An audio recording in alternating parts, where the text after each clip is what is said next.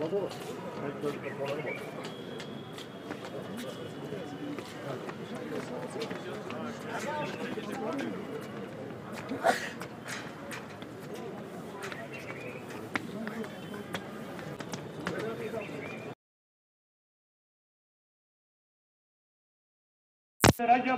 اللهم اغفر لي اللهم اغفر لي اللهم اغفر لي اللهم اغفر لي اللهم اغفر لي اللهم اغفر لي اللهم اغفر لي ولوالدي اللهم اغفر لي مقصدان استغفار اس کراتے ختم نصیحت حکم یہ وصیت انشاءاللہ پتم آیات اللہ اکبر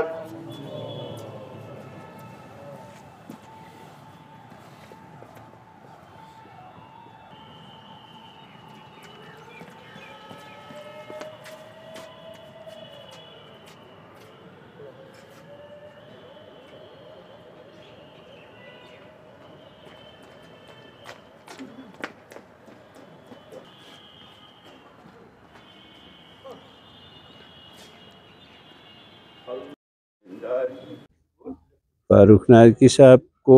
ان کے دوست مجھ سے زیادہ بہتر جانتے ہیں، جو علم نواز لوگ ہیں، ادب نواز شخصیتیں ہیں اسٹیٹ کی، جن کے ساتھ وہ رہے ہیں، جو اب نہیں ہیں دنیا میں اور جو ابھی بھی ہیں، کچھ ان کے طالب علم ہیں، کچھ ان کے ساتھی ہیں۔ بہت لوگوں کو زیادہ جذباتی ہوگی اور وہ ان کے فن اور ان کی علم و ادب اور ان کے جو زندگی کے جو دیگر پہلو ہیں ان پہ میں کوئی زیادہ روشنی نہیں ڈال سکوں گا۔ میرے خیال میں ان کے ساتھ جنہوں نے وقت گزارا، اور بہت بڑی تعداد ہے اس کشمیر میں، جموں میں، اور جو ہمارے باقی دوست جو ابھی گئے ہیں اس اسٹیٹ سے، ہمارے پنڈت بھائی، اور across the religions, across caste and creed کافی دوست ہیں، تو ان سے بہتر ہوگا ان سے بات کریے۔ وہ صرف ایک براڈ کاسٹر، اعلیٰ پائے کے براڈ کاسٹر نہیں تھے، ایک بڑے اچھے معروف شاعر تھے، نقاد تھے، اردو اور کشمیری دونوں زبانوں میں لکھتے تھے، اور اس کے علاوہ ایک پرخلوص شخصیت کے مالک تھے۔ میں نے ان کے ساتھ کام کیا ہے، میں ان کے زمانے میں نیوز ایڈیٹر تھا، وہ ڈائریکٹر تھے، اور بعد میں جب ڈائریکٹر نیوز بن گیا تب بھی وہ کچھ دن تک وہاں تھے، اس کے بعد ان کی ٹرانسفر ہو گئی، تب میں جوائنٹ ڈائریکٹر تھا، اس کے بعد میں ڈائریکٹر بن گیا۔ لیکن ایک ایسے شخص تھے وہ جن سے ہم جیسے لوگوں نے بہت کچھ سیکھا، بہت کچھ سیکھنے کو ملا، کیونکہ ہمہ جہت شخصیت تھے، ان کے کئی رنگ تھے۔ اگر آپ ان کے کلام کی بات کریں، ان کے اس میں اتنا مزاح تھا، وہ لوگوں کو ہنساتے تھے، خود بھی ہنستے رہتے تھے، اور اس کے ساتھ ساتھ اتنے پڑھے لکھے تھے، ان کا مطالعہ اتنا گہرا تھا، تاریخ پہ، ادب پہ، براڈ کاسٹنگ پہ، کہ انسان حیران رہ جاتا تھا کہ اس ایک شخصیت میں کتنا علم بھرا ہوا ہے، کوٹ کوٹ کے بھرا ہوا ہے۔ مجھے ذاتی طور ایک بڑے بھائی کی حیثیت سے یہ میرے لیے ایک ذاتی نقصان ہے،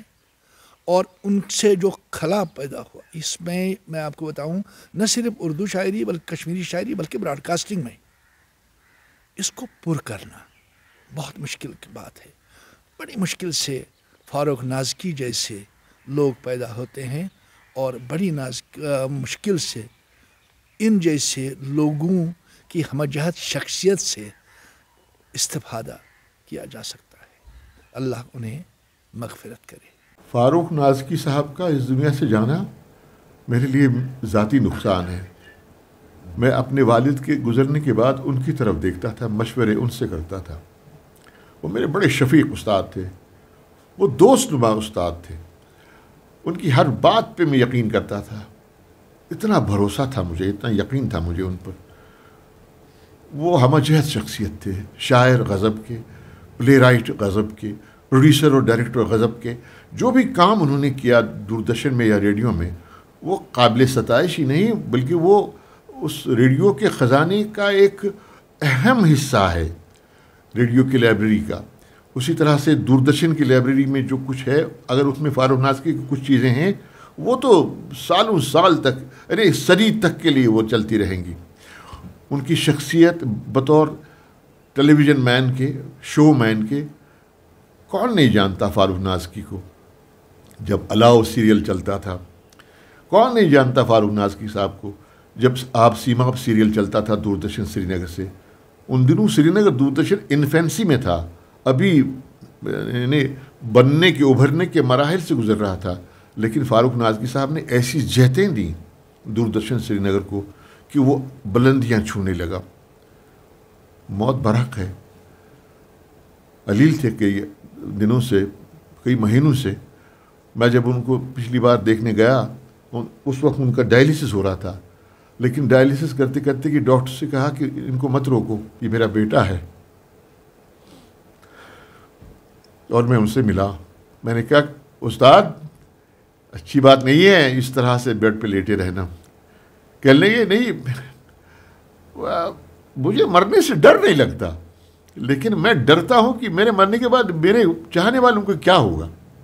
وہ آج آپ کے سامنے ہے، چاہنے والوں کی آنکھیں نم ہیں اور دل فسردہ ہے۔